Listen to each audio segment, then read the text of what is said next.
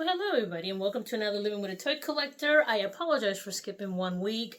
As you guys know, the week before Thanksgiving, it always kind of gets crazy no matter where you're at, and my situation was no different. I'll leave it at this. I was passing out at 7:30 p.m. because my day was starting between like 3 and 4, freelancing, and I just went straight through the whole day.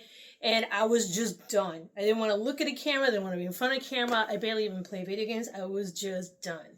But anyway, so today is the day after Thanksgiving. I have some spare time, so I really wanted to get back on my videos. And today I want to share something extremely special to me, and it's the old Reboot toys. And I have a few of them, so I'm going to show you guys what I got. This is going to be one of those that will be buried with me. So don't ask me to sell it. I'm not going to sell it. This one stays with me. This is close to my heart. So let's take a look. Alright, so you guys kind of get a better idea how I keep my toys. First of all, I keep them indoors. I don't keep them in a storage unit. And then I make sure I keep them pretty much very dry, smoke-free home. And you can see I have quite a few of them. Some of them are duplicates. And by the way, here's that Bell Rock whip that I told you guys that I had. I just couldn't remember where it went, but I knew I still had it. But here's the whip to that Bell Rock. But anyway, I'm going to lay these guys out real quick. I want to show you what I got real quick, and then we're going to go ahead and take a closer look. Okay, sorry. I had to film this a couple of times because my cat kept trying to nom nom nom on my cards, and I'm like, I'm not having it. Okay, so the top setup here is the original set, the Series 1 from 1995. You can see right here, if you go to the back of the card, there's the full set, and you can see right there at the bottom that it says 1995. Reboot figures. Okay, and then right down here at the bottom, we have part of Series 2. Now, I do have a duplicate of Bob, Glitch Bob. I have some of the little, what's it called, the little binomes, little guys. And then, you can always tell by the card. Now, so here's the hard part about these, right? So there's Matrix Enzo, Megabyte, Andrea, Commander Da, and then Glitch Bob. You also had the Web Matrix, Web Bob, Ray Tracer, Web Rider, and Captain Capacitor. Now, he was easy to find. So the top row right here were pretty easy to find. These guys down here were almost impossible to find, at least when I was collecting them when I was younger. These came out around 2001, if I remember correctly. Let me take a look right here. Let me see. Yep, 2001 for Series 2. And then they also made these versions. These were like these little statues that came in like a fish tank. And once in a while, I find them at flea markets, but I only find her. I can't find any of the other characters, but there are 4 in total.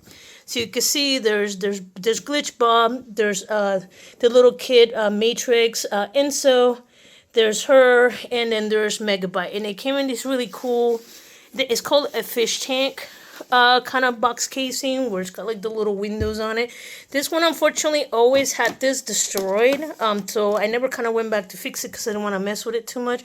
But that's her in her full glory. So let's take a look a little bit more about the history of the show. All right, so Reboot. Oh my God, Reboot. So Reboot is one of my my 2 top influences as a kid. The first one was the Take On Me music video by Aha.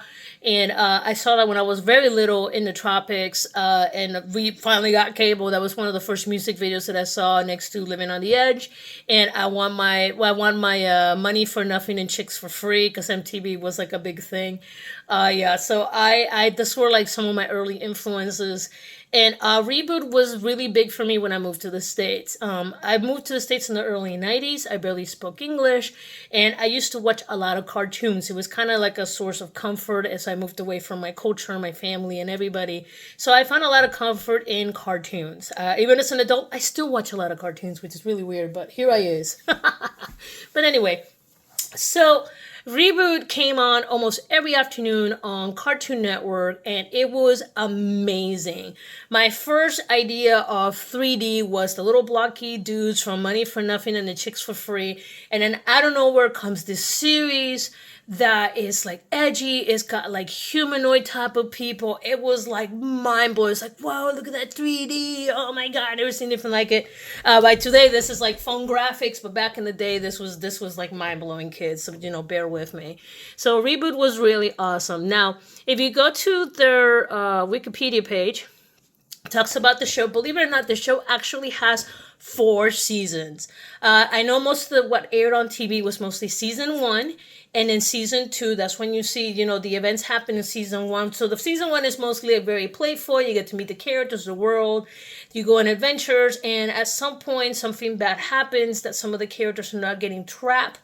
And then picks up on season 2, takes place in like quote unquote the future. And you see that like the kids are grown up and some of the characters have been distorted by the events that they went through. And then believe it or not, it picks up from there, and there's the additional season 3 and then a movie on season 4.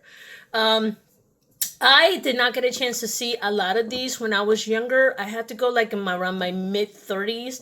I decided to go to a bender, wanted to see what was the rest of the show like. So I did, and I watched it, and it was really interesting. By the time I got to the last season, it felt like a fan-made thing more than a actual professional production.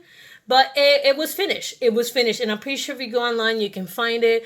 But yeah, so there's season 1 that were familiar, season 2 that were familiar, season 3 that were less familiar because I don't believe it aired in the United States. And then you got season 4. You can see the seasons right here.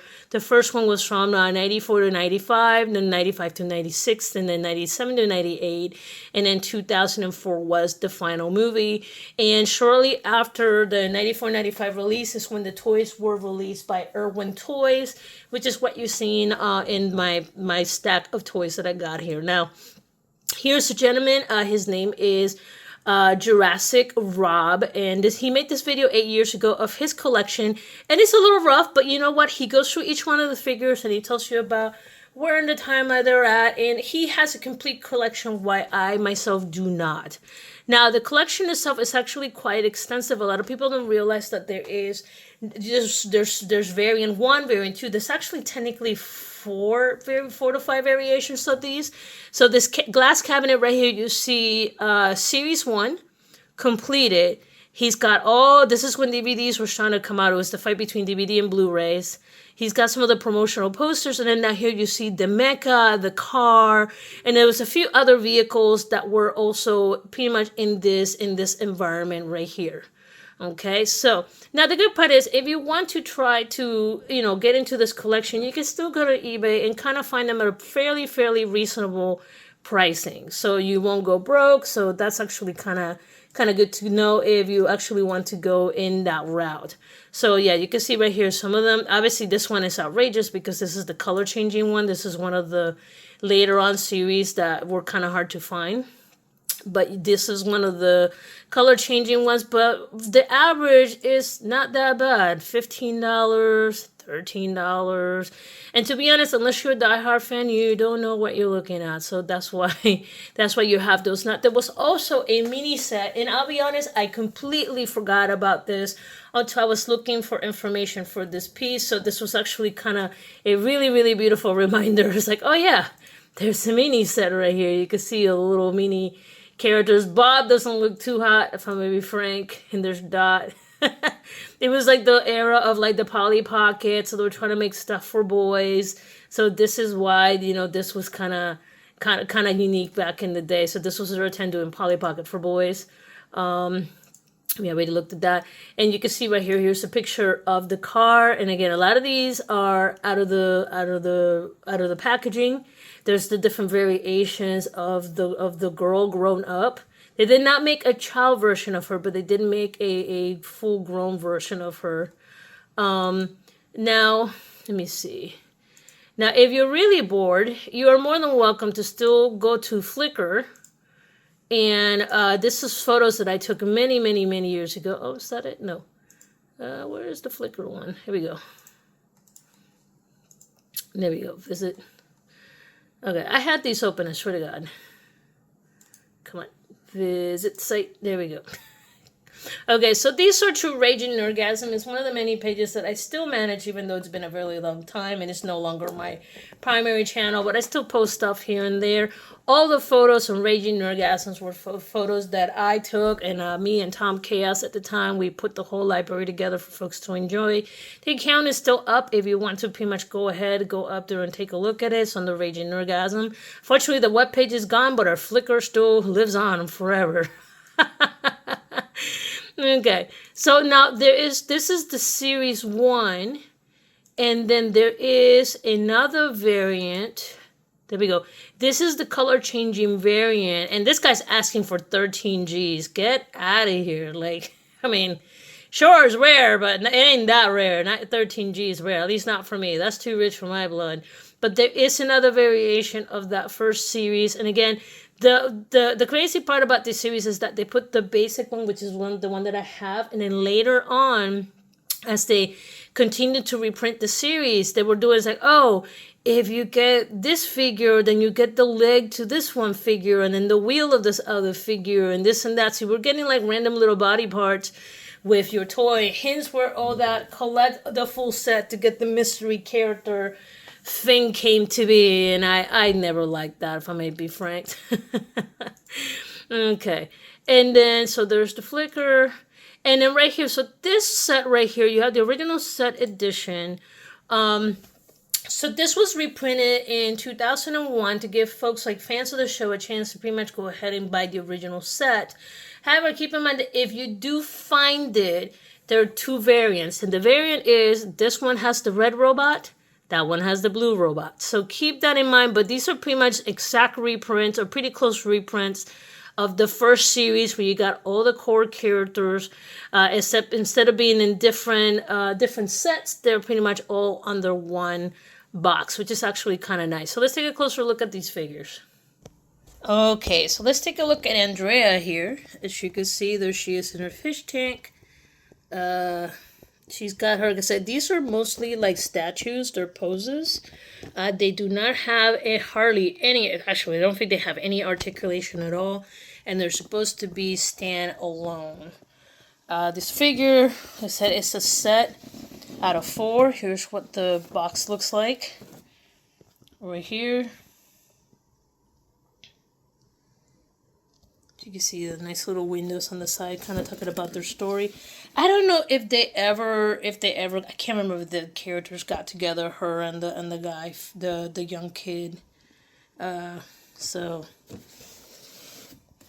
it's been, like I said, it's been a hot minute since I watched the show, but I still hold it dear to my heart. So, but yeah, so this is some of the statues. This is their 12-inch series. Okay, so here is hexadecimal. And you can see she is still in the card. And what's really cool about her is that she came with her little faces. Because you remember in the show, as she was talking, her face would spin. And it would show a different emotion. So these are the 4 emotions that she used to display. And then I can't remember what the token was. Something about the show. But there's the figure. And if you actually look at it from the side, you can see she even has her cape.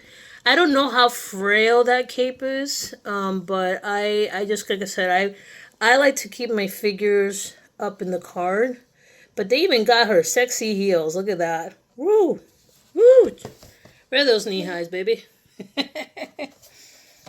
And just like before, what's really cool is that you can see it gives you the basic stats about the character, so on and so forth. Pretty dope. Here is Megabyte with his crazy receding hairline. Don't know why that always made me laugh. Pretty much his robot. Unfortunately, he's articulated in certain points, like the head, the shoulder, the elbow. His hands did not bend. The hip, the knees, and the feet, they did articulate.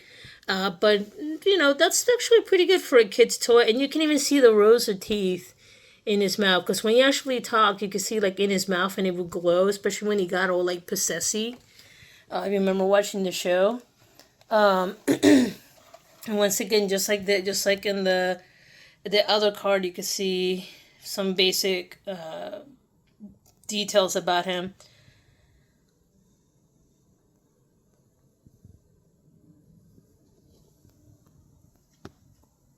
All right. By the way, if you ever grab these, some of these are kind of hard to stand up. I hate touching the card because I don't want to add the acid in my hand, but sometimes I have to.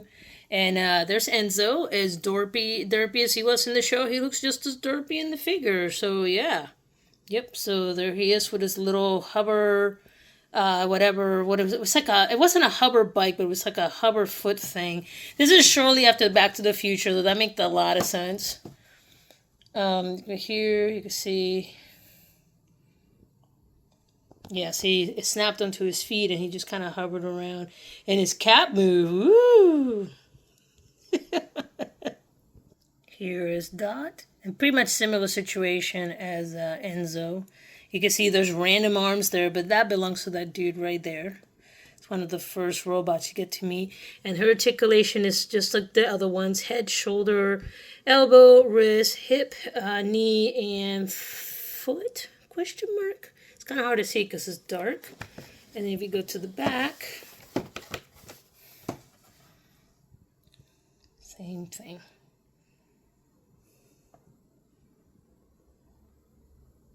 Here is Hatch, and he actually comes because these guys have a wheel that they balance on in the show. You actually get a stand to keep them, so you can stand them up. Otherwise, this figure will never stand up by itself.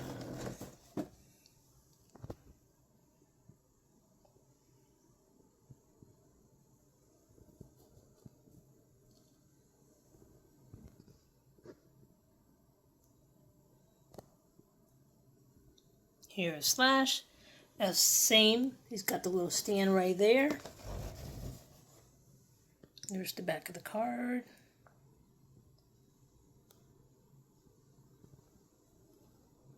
And last but not least, here is Bob. And again, similar situation, same points of articulation. It's that he has like his weapon, his little ninja star thingies. Alright. And let me show you the back of the card. I'm trying to be really careful because I'm in 1995. Talking about 30-year-old glue. So, yeah.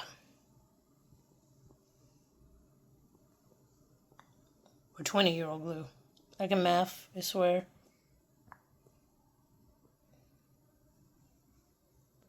Other way, it's old. The glue's old. Alright, so let's take a look at Glitch Bob. Now, Glitch Bob, he was never really quite my favorite design, but they actually did a pretty good job kind of trying to capture what he looked like in the show, because he had this very severe metallic look to himself. And by the way, check this out, bro. $6.95 for a figure. Now these things like $25 for a figure, which is crazy. I remember back in my day. Okay, and back here you can see there's the full version of each one of the character cassette. The top row's not too hard to find. The bottom row, these guys were like the end tailors. So these were extremely hard to find. So don't be surprised if you do find these. And I tell you, dig through those like flea market buckets, because that's sometimes where I find these really rare figures. And you find these on eBay, they're going to go for a small fortune. So yes, and this is a 2001 series. Series 2. Okay, here are the Noids, and they're the what is it, the Binomes, and these guys were so derpy. Like, I liked them. They had different personalities depending on what they did, and they actually did a pretty good job capturing the design from the show. And they are articulated in certain points. Top of the head, mid-body, bottom of the body, hip, shoulder. I don't think the elbows bent, maybe? No, the elbows don't look like they bent. But they do have little accessories, like the mining guy, he has the little lamp, so on and so forth. And what is coming out of that dude's mouth? Is that the thing? Oh, I think it's the thing that used to adjust his glasses. And again, here are the Noids. So, top set, easy to find.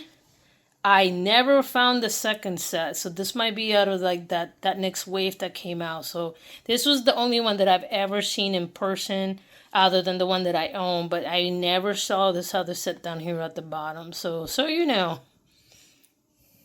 Alright, and here is Series 2 Megabyte. He was more dull than the first one. He was kind of dark in the show too. So I'm not surprised that he looks a little darker here. His fists are open unlike the first time, and as you can see, unlike the first series, this one, like, the fingers are open. So I don't think the wrist turns on this one either, but definitely the shoulder and the elbow possibly moves. Let me see, am I imagining that? I don't know. I'm not going to open and find out. Definitely some articulation in the upper chest and the mid, the hip.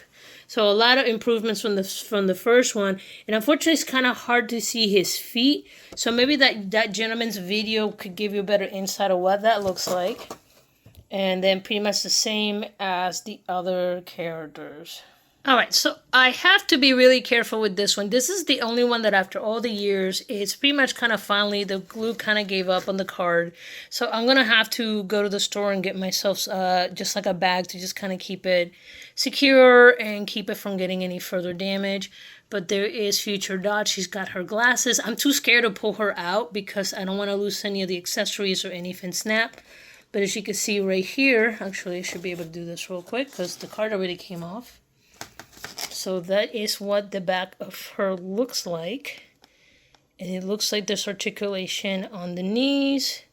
There is no bend in the arm. So maybe that's the situation with the other figure. But there is a bend on the neck. You can see there's the gun. There's the hoverboard thingy. That's the bottom of the hoverboard thingy. And all in all, that is pretty neat. The back of the card is pretty much the same as the others. But that's pretty much what that texture looks like. And then there's the card right there by itself. Alright guys, with that, I appreciate you guys joining me for another Living with a Toy Collector. As again, I'll keep continuing digging through my classic collection, but this is one of those that will forever stay with me. I love the show. It was a really big influence on me, and I hope I never have to sell it because I never want to. So, but anyway, y'all take care. As usual, please like and subscribe if you like my shenanigans, and I'll talk to you guys next time. Peace.